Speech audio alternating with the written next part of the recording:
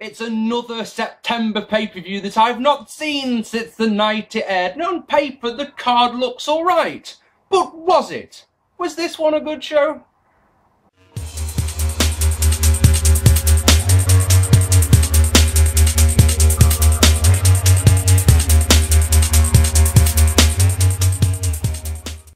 Ladies and gentlemen, and welcome to this. It's another episode of 10 years ago tonight, as you can tell by the title and by the month. We're going to be looking at Unforgiven 2004. Oh yes. Someone commented on my breakdown review recently that they always seem to have not watched the September shows since the night they aired, and this one, it's maybe a bit of a cliche, is another one that I don't recall watching since that night. It's weird that, isn't it? It's the September show, it's just don't want to watch them again, maybe, I don't know. It's September the 12th, it's 2004. We are live at the Rose Garden in Portland, Oregon, home of many wrestling shows. In fact, a quick search reveals that Raw was there in the middle of August, I think it was. On Heats tonight, Maven managed to beat Rodney Mack. And hang on a sec, why is this a Raw branded pay-per-view? The last pay-per-view was SummerSlam. Obviously, that's going to be a joint production between Raw and or SmackDown, yes. But the one before that was Vengeance, which in 2003 was a SmackDown show, but this time was a Raw show. I assume it's something to do with the fact they added in the Great American Bash. But I don't know, it's an odd one, that one. Yeah, shall we get on with this one, because we've got a lot to talk about. On paper, the card is one of those, it could be alright, but I remember this pay-per-view being rubbish. I really do. I asked on Facebook, what did you guys think of it? Yeah, most people said crap. Most people say there's one standout match, which we'll talk about shortly. But the rest is just completely unmemorable. So, opening contest is Chris Benoit and William Regal defeating Batista and Ric Flair in a decent opener. Evolution battered Eugene, so of course Regal is really vexed. And I must say, it must feel like a right kick in the proverbial teeth for Chris Benoit, who on the very last pay-per-view was in the main event, and here he is as the curtain jerker. Oh yes, it's almost like they're saying, like, okay Chris, you've had your time in the sun, now fuck off back to where you belong. Benoit gets a big pop as he goes for the crossface in the first minute.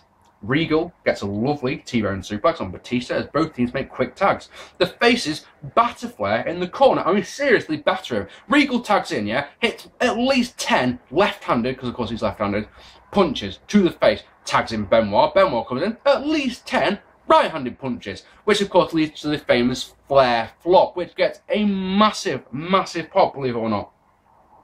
Flair thumbs the eyes of Regal, but it's an enziguri off Benoit, which gets our second Flair flop. The very fast tags in this one between Regal and Benoit. One move and a change. No complaints. It's just unusual for a team of two things. Firstly, that hasn't, if they tagged before, I don't remember it, or, you know, so they're a brand new team, so they're just finding their feet. But also, secondly, of course, they're baby faces, so it's just, yeah, I've got no problems with it. It's just good. Batista blocks a sharpshooter and the heels then take control and isolate Regal, obviously, because you could have said, wouldn't you, with this one, look, Regal be your face in peril, Benoit makes the hot tag. It's obvious. Benoit's the bigger star.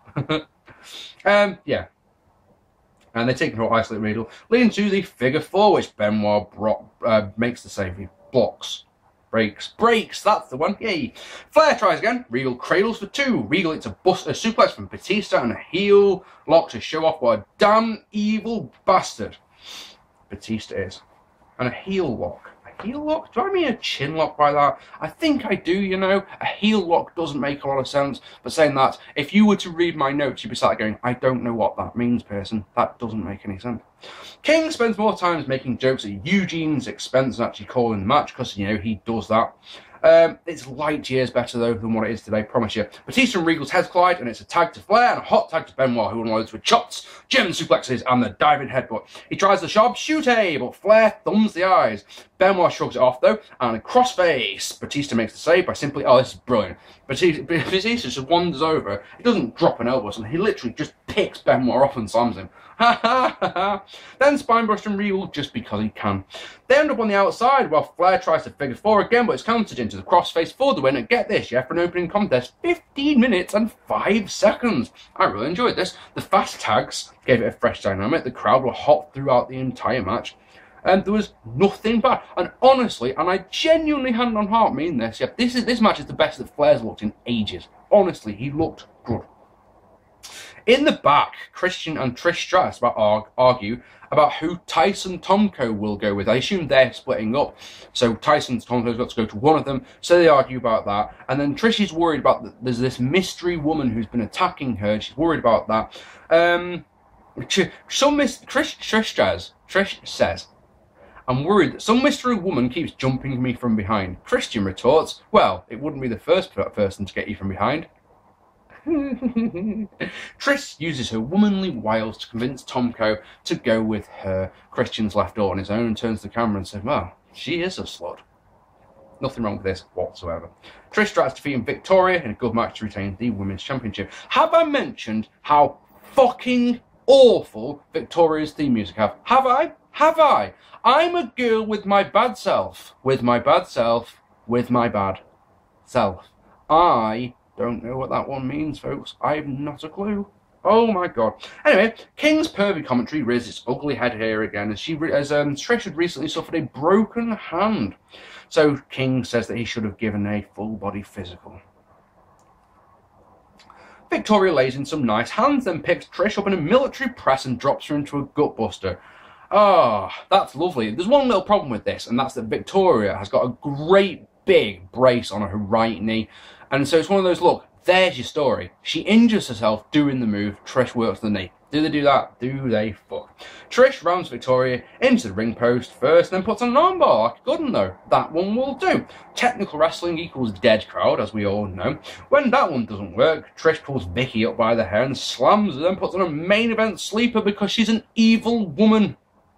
Spinebuster gets 2 for Trish and back to the sleeper. The crowd enjoy it so much that they chant, we want puppies. Cheers, King. We fucking owe you one for the puppies thing. Dick. Victoria comes back with a fucking lovely tilt-a-whirl sidewalk slam, and it is. Follows that with a scoop slam and a standing moonsault for 2.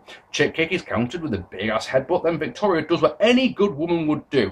What would you do? What would you do, right? You've just done a move on your opponent. Should we go for a pin? Nah, fuck it. Tomko's on the outside. I'm going to dive on him. Does a fucking suicide dive on him because she can, and it looks great. Tyson Tomko no-sells the shit out of it. Chases Victoria into the ring where Stratus faction gets the win. 8 minutes and 21 seconds. Enjoyed this one as well. More crowd noise would have helped, but good moves. Decent length, nothing wrong with this one at all. Promise, it's not a bad match. There was a route they could have gone in this one, and I think it would have been a better match if they'd done so. It's really that simple. Tomko attacks Victoria after the bell, causing the mystery woman to come out and make the save with a nice DDT. She bails. We cut to JR and Kane, but wait! Tomko's on the mic. No selling the shit out of the DDT. Well done for that. Gets on the mic. Says that he's sick of the mystery woman. Calls her out. Either you come out or I come back there and get you. And this is a direct quote, ladies and gentlemen. What's it going to be, you cross-dressing hermaphrodite? Ah, brilliant. Well, them's fighting words, aren't they? So out comes the woman. JR says it's the worst kept secret in the world who it is. And King's like, come on, go along with it. Like, oh, shit. So Tyson Tomko defeats the mystery woman. Tomko pulls her clothes off. And of course it's Stephen Richards, as we all know. Wearing bra and panties because he can. Tomko chokes because he's a heel, I guess. He's a fucking beast. Let him suplex people. Let him slam people. All he does in this match is to choke and choke and choke. And the crowd utterly turn on this match, instantly chanting boring. They are not interested in this at all.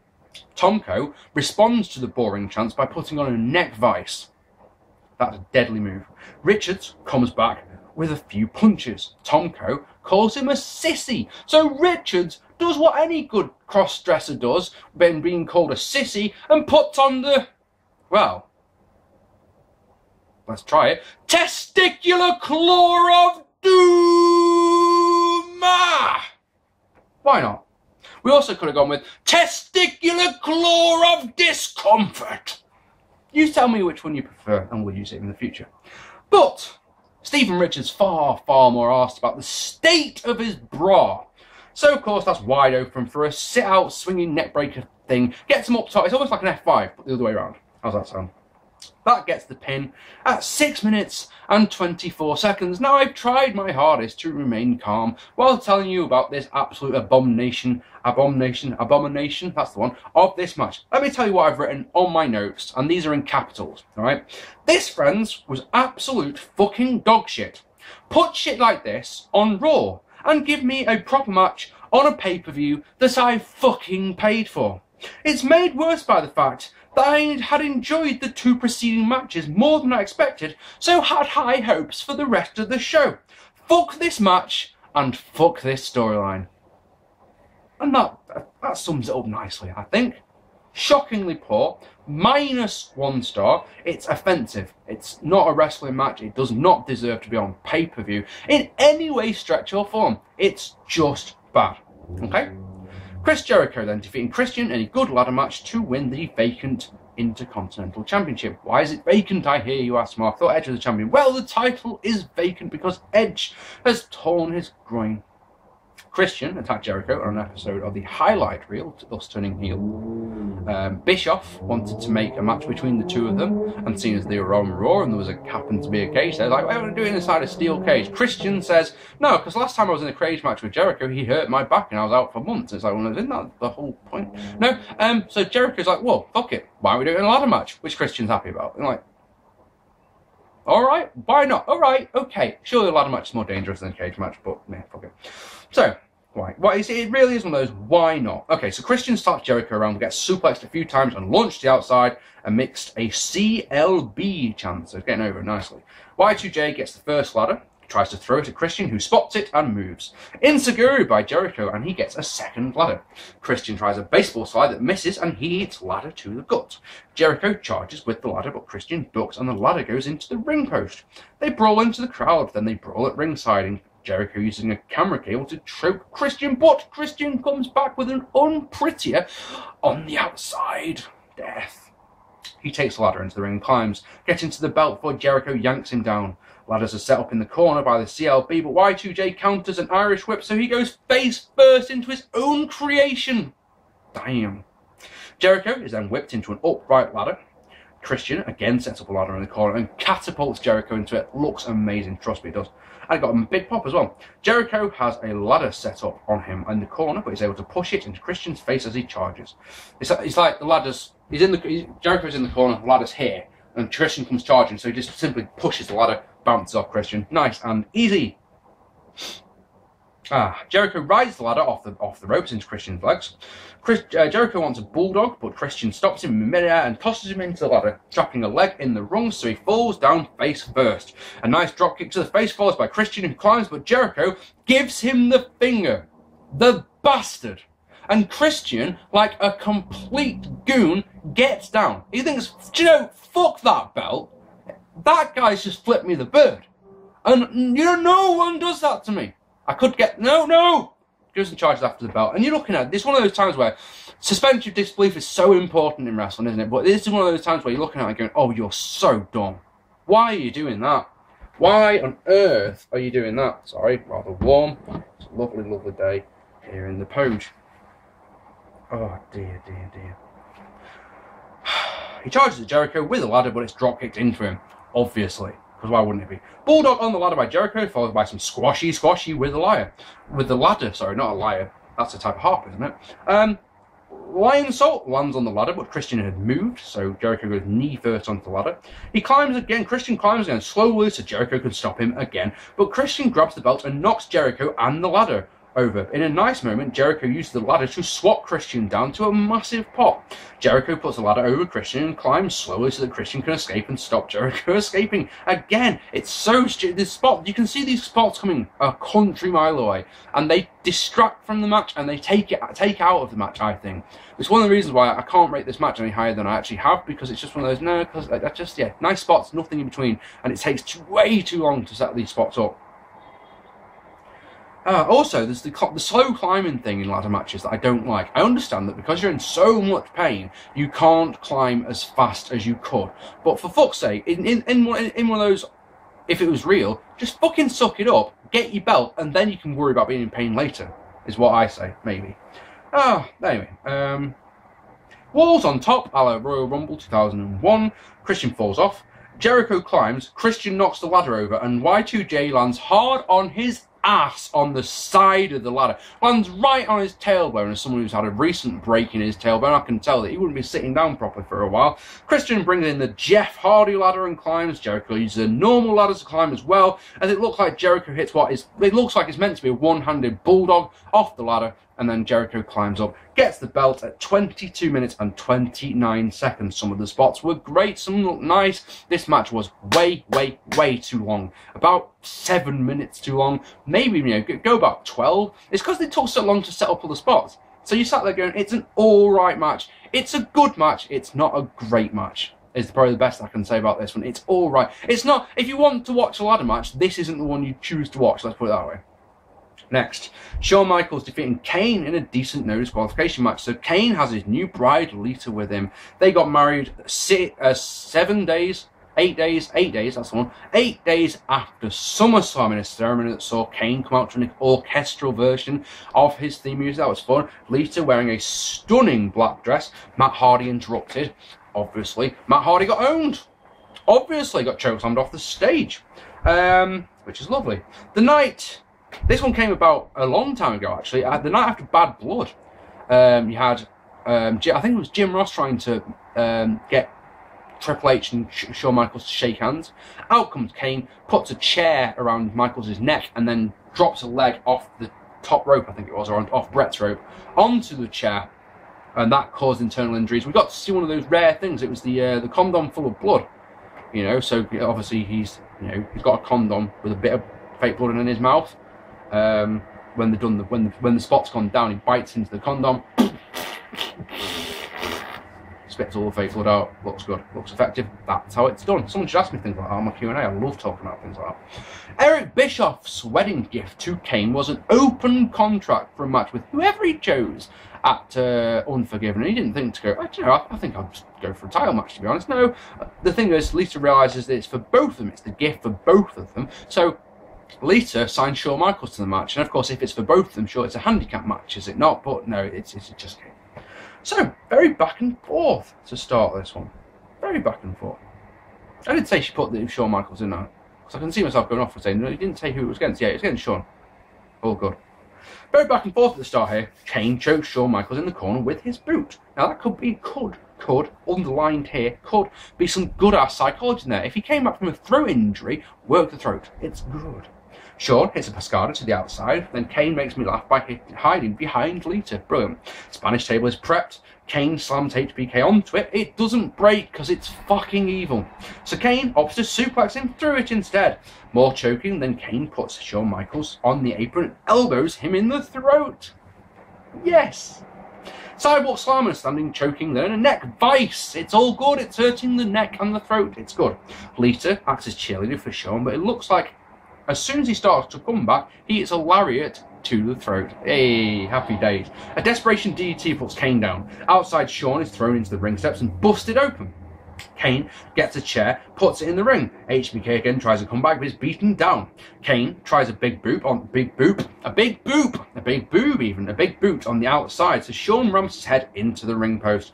HBK comes back. The comeback begins proper with an atomic drop and an elbow. Tunes up the band, runs into a big boot. Clothesline off the top. Chokeslam is countered with a low blow. Shawn Michaels gets the advantage with a huge chair shot.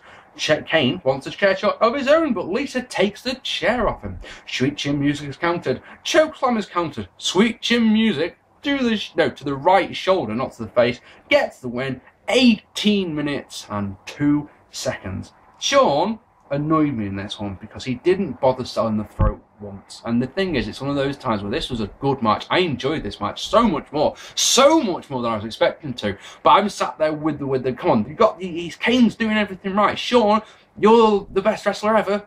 Sell it. Nah, fuck it. I'm like, damn it. The crowd didn't seem to care for the majority of it, I'm afraid. They liked the last 6 minutes or so. One of the things that you can say about this show is that every match is given time. Every single one, even the Mystery Woman versus Tyson Tomko, which should have been a 1 minute squash, was given 6 minutes. Every match tonight has been long. Sometimes that's been like in the last match, it was too long, but I like that. Yeah, they didn't bother selling the throat though. This could have been a really, really good match that you remember forever, but it just wasn't. In the back, Triple H tells us that he is awesome and that Randy Orton is nothing. So who's winning the main event? La Resistance defeating Rhyno and Tajiri in an okay match to retain the World Tag Titles. Sylvain Grenier butchers the Canadian national anthem before the bell. After some back and forth, Rhyno is your man-beast in peril as the heels work the left arm. And it's one of those where I've got it in my capitals here. It says that's one way to get my attention for a match that I don't give a shit about. Because I don't. This is the death spot match, isn't it? This before the main event, you know? So it's one of those, look, no one cares. So, I think it's one of those, whatever. And then they start working them and go, ooh, that's nice. Tag to Tajiri, and he unloads as Rhyno sits on the apron and shakes the arm out. So he doesn't have to sell the arm when he gets the hot tag in my books. That will do. He shook it out, it's all good. He makes sure everything's alright, takes it out, all good. Tajiri unloads until Conway counters a tornado GT and the heels take control with yet another neck vice. God damn, I love that move. Quick tags, cheating, distracting the ref. The heels do it all, to absolute silence, of course. Tajiri manages to hit a super kick and gets the mild tag to Rhyno, who unloads with clotheslines and a nice belly to play suplex. Gets 2 off a spine buster. La Resistance hit a double spine buster off of their own. They do a funny spot where they try to bring that Quebec flag that they've got. They try to bring that into the ring. They get, they're going through the ropes. Tajiri jumps over the ropes to the outside, and as he comes down, he whacks the flag into the bollocks of Grenier. That's funny. I like that a lot. Gore, but Conway puts the foot on the ropes. I think it's Grenier and Conway, I get confused. Flag shot behind the ref's back gets the win at 9 minutes and 40 seconds. See what I mean? Another long match. I enjoyed the psychology at the aspects at the start. I actually appreciate the fact that Rhyno went into the effort to start, punching as much as arm, making sure it was shook out, so I didn't have to worry about that. Decent length, crowd. Not interested in the slightest. I mean, not in the slightest. Personally, I would have swapped this match with the women's match. That's just me, but of course, I mean, the mystery woman shit would have been the semi-main. But so just don't do the mystery woman shit. Do it on Raw tomorrow night. Have the mystery woman interfere. Happy days, yeah. Or come in and basically do everything they did until the point where, right, Stephen Richards hit the DDT on Tomko and just leave it there. Okay, just leave it there. Happy days, and do the match tomorrow night, maybe. But yeah, I would have had this match, the women's title match, swapped over. I think this match would have been better with more crowd noise. Okay, and then in the main event, we're on the main event. Triple H defeating Randy Orton in a good main event to win the World Heavyweight Championship. Orton won the championship at SummerSlam, defeating Stephen Richards for the belt. The next night on, defeating Chris Benoit. I've got to say that because people don't get that joke, do they? Orton won the title at SummerSlam, defeating Chris Benoit. The next night on Raw, Evolution held a party for its new champion, Batista, hoisting Orton up on his shoulders. Hooray for me! Hooray for Orton! Triple H sat there, yay! Ooh. Now, drops him with the electric chair, drop, Evolution, batter Orton. Hunter told Orton to give up the belt, so naturally Orton spat in his face. This made Hunter mad. He stormed backstage, found Bischoff. I want Orton. I want Orton's ass. And yes, he said that. Oh, he did. Yes, before we go on, we need to talk about one little thing. And yes, you are right. I know what you're thinking. This match should have taken place at WrestleMania 21. The storyline that they did with Batista proves that if they'd done everything the same with Orton, the story would have worked beautifully. Absolutely brilliantly. The Legend Killer still had a lot of gas in the tank. And of course, the thing is, some people were cheering Orton at this point, but there was not enough of them to sustain a babyface. No, he didn't change at all. He's just the same guy. Why the fuck should I cheer for you? Turning baby, the night after SummerSlam, right, and this combined to make one of the worst babyface turns the company has ever had. All right, it is that simple. So after a bit of banter, Orton slaps Hunter and then spits at him, which is probably not the best of moves. Slugfest was won by Orton, who drops a knee and puts on a chin lock. Just can't help it, can he? See what I mean? He hasn't changed. His moveset's exactly the same. Doesn't do anything to solicit cheers in this one. He's just the same old Randy Orton. After some brawling at ringside, they brawl in the ring. Hunter says, "Fuck this," and chops the leg. He tries to post the leg, but he's posted himself. I was fully expecting to see a blade job there, but there isn't one. Hunter goes to work on the left leg of Orton, dropping on the rope, jumping on it, posting it, and then dropping a knee on it. All good stuff. Facebuster gets 2 for Triple H, who goes straight back to the leg with a figure 4 leg lock on the wrong leg. And I'm really sad that I notice things like that, but it's on the wrong leg, I'm afraid. Got one of those, god damn it. It's got to be, right, if you're wondering, what do you mean the wrong leg? It doesn't matter, right? It's got to be, if this is your left leg, right, your right leg has got to be crossed over there, because it's your leg that hurts yourself. Your leg here, pushing down on the shin bone, that's what hurt. Now, if you've been working over the left leg, and you have, this is the bone that's bent round, so it's bent over your left and right. So, if it's over the right leg like that and pushing down, yeah, that doesn't hurt. It's one of those, like, that the way that is means it just doesn't hurt. If you've been hurting yourself, if you've been, been working the left leg, wrong leg. But, you know, fuck it, you know, we can go things like that. Because it gets extra points, because, thingy.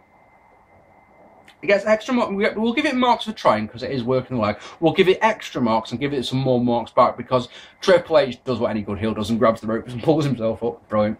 That makes Earl mad. Says, "Don't be doing that." He tries again. Orton is able to counter. Hunter's face bouncing off the top turnbuckle, busting him open. I say this a lot, but blood is for baby faces. I am right on that one, aren't I? Blood adds drama to the match. Blood from a babyface means he's, you know, oh my god, he's lost so much blood. How can he be doing this amazing comeback? When it's for a heel, bleed when it's a grudge match, and I fucking hate you, and I'm going to stab you in the face and make you bleed. Then it works. Oh, for God, Hunter busts this open too often, I think. Orton gets 2 off a power slam, then thumbs the eyes and hits a dropkick, selling the leg when it lands. Crowd are utterly uninterested in this match, by the way. Absolutely as uninterested as they can be. DT gets 2 for Orton. Main event sleeper by Hunter is reversed into one of his own by Orton, but that in turn is countered into his suplex by the Game. Hunter tries something off the top, but Orton gets a leg up. It's his right leg. Happy days. Indy crossbody gets 2 for Orton. He hits a backcracker and sells the leg like a good one. Well done, Randy. Crowd didn't react for the move or the cover, because of which gets 2. RKO is countered by Hunter by shoving Orton away, but he crashes into the ref. Obviously, pedigree is he crashes into the ref. Obviously, pedigree is counted into a sweet RKO, but there's no referee. Here comes Flair. He gets beats. Batista gets some beats. Low blow by Hunter, and here's Coach in a referee shirt. His cover gets 2. Orton attacks Coach and walks into a spine buster from Batista. Again, that gets 2. Pedigree, oh, this is such a lovely moment, right? Triple H gets Orton down for the pedigree, and he does the backdrop counter. And as he's doing the counter, he launches him, he jumps in midair as he's doing it. RKO on fucking Coach who's behind him. Fucking glorious. Love that one. Flair in with a chair. Orton thumbs the eyes, checks the knee is alright, and then does an RKO. And you're like, woo-hoo-hoo-hoo. We love that. Batista bomb is countered with the low blow, but an unprotected chair shot and then a pedigree on that there chair gets the win. And once again, we know we're talking about long matches. 24 minutes, 27 seconds. Went into this match thinking this could be alright because of who's in it, but because I know who wins, I know I'm not going to enjoy it. I really enjoyed this match. It was absolutely fantastic. The thing was, the last 5 minutes or so were overbooked to buggery. They were so, well, you don't need 3 run-ins, and you know, a match booked like that means that Orton wins. With that many run-ins, because it means that Orton's not only beaten Triple H, he's beaten Triple H and Batista and Flair and a dodgy referee. But no, Hunter wins. And it's just weird. Yeah, I think the wrong man won, but I enjoyed the match so much more than I was expecting to. So I'm now happy to go for a 3 stars. Happy, happy, happy. All right. So low expectations might have helped this one, but if you take off the Mystery Woman versus the Tyson Tomko match, you've actually got this based on the star ratings. You've got a decent show. I enjoyed the show. It's a 7 out of 10. It's a good, don't be silly. It's a 6 out of 10. It's a 6 out of 10. Star ratings reflect that. But you've got 4 matches that are 3 stars or above. That to me is a thumbs up pay-per-view, isn't it? That's the type of thing that if you've got the network I would love it if once you've read my review or watch this, go back and go and check it out. You will not be disappointed. I'm pretty certain that. It's weird because so many people, when I put this on Facebook, said that this is a shit pay-per-view. But I didn't think it was a shit pay-per-view at all. I enjoyed it. Isn't that strange? I have been Mark P, and this has been 10 years ago. I really hope you enjoyed this video. Please hit that subscribe button. If you haven't, please hit the like button. If you haven't already, leave me a lovely, lovely comment down below. Did you watch Unforgiven 2004? Have you seen it? Are you sat there thinking, do you know what I'm hoping you're sat there doing right now? Is going, no, I didn't enjoy that show. I think I should go and watch it again. That's what I like. That's what I'd like. We'd always like things like that. I've been Mark P. Thank you so much for watching. Next time we're going to be doing No Mercy, which of course is a SmackDown show, okay? Thank you so much. I've already said that. But fuck it. Thank you so much for watching. I've been Mark P. Yep, said that one already. Oh, fuck it. I'm out of here. Take it easy, guys.